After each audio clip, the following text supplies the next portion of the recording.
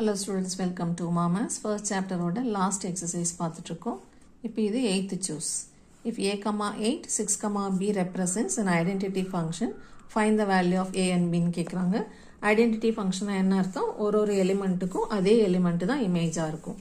ஒரு எலிமெண்ட்டும் அதனோட இமேஜும் சேமா இருக்கும். ஸோ இதை ஆர்டர்ட் பேர்ல சொல்லணும்னா set of ordered pairs x, x represents an identity function.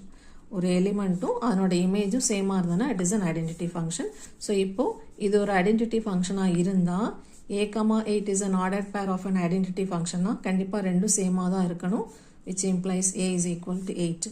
அதே மாதிரி 6, bங்கிறது ordered pair of an identity functionனா இது ரெண்டு சேமாக தான் இருக்கணும், therefore b is equal to 6.